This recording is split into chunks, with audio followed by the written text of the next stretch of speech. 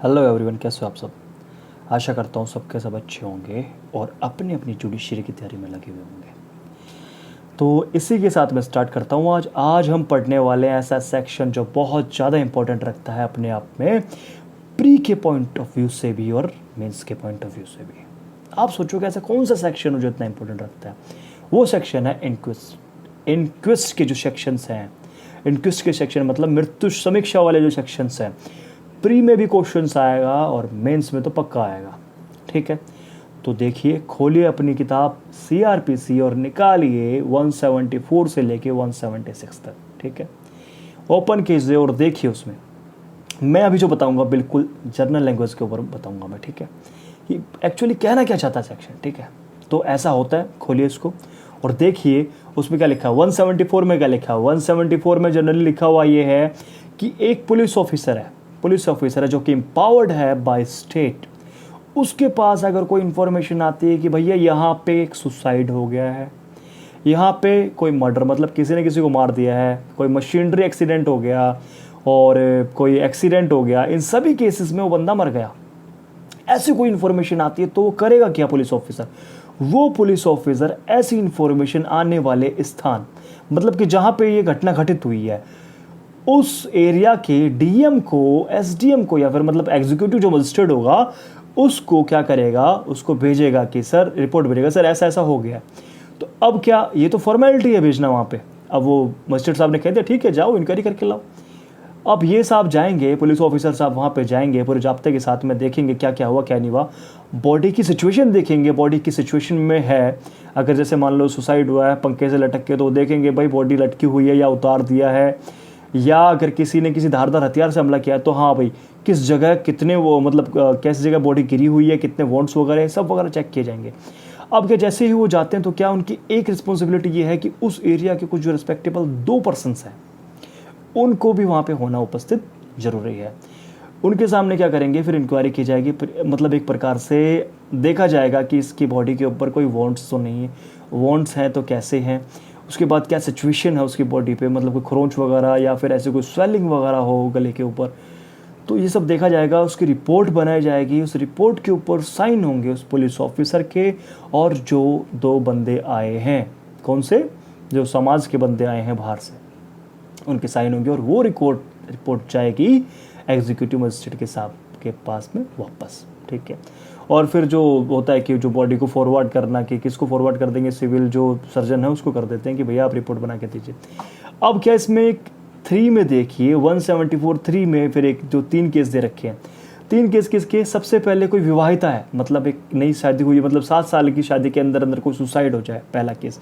दूसरा केस क्या है कि 7 साल की शादी के अंदर अंदर उसकी मतलब ऐसा कुछ है कोई मर्डर वगैरह हो जाए, मतलब उसको किसी और ने मार दिया, सेकंड केस। थर्ड केस 60 साल की शादी के अंदर अंदर की जो विवाहिता उसकी डेथ हो जाए और उसके लिए उसका कोई रिलेटिव कंप्लेन कर दे। इस केस में जो पुलिस क्या करेगा, इस केस में जो पुलिस करेगी वो जाएगी फिर फर्दर इंक्वायरी वगैरह करेगी।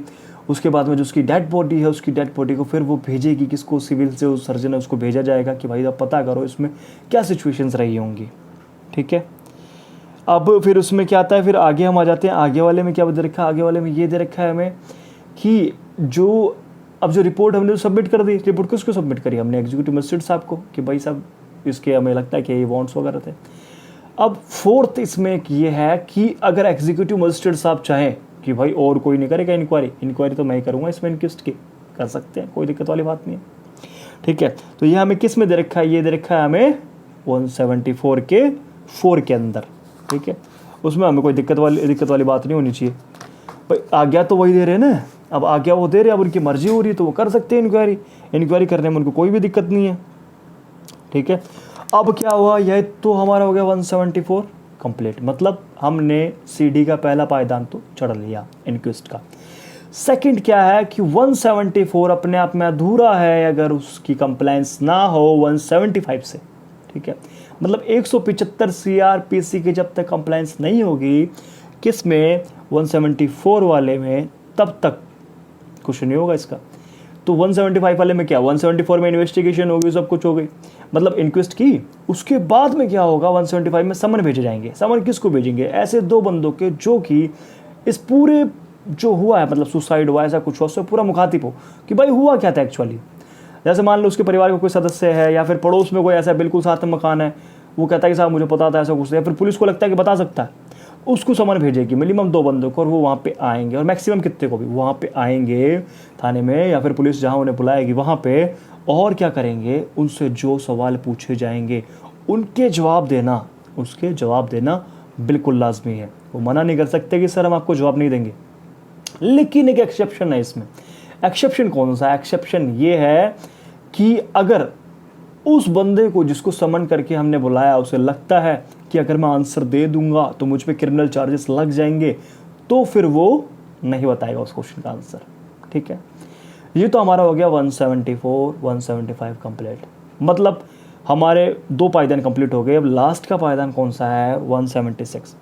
176 में क्या, देखो अभी मैंने बताया 174 में बताया कि अगर एग्जीक्यूटिव मजिस्ट्रेट साहब चाहे, एसडीएम है, डीएम है, एएसएम है, एएम मतलब कुछ भी, एएसएम मतलब असिस्टेंट, वो अपना क्या बोलते हैं, सेशन मजिस्ट्रेट वगैरह हो गए, एसडीएम वगैरह, एएसडीएम वगैरह, तो अगर वो चाहे कुछ में इंक्वायरी करना तो कर सकते हैं वो इंक्वेस्ट की।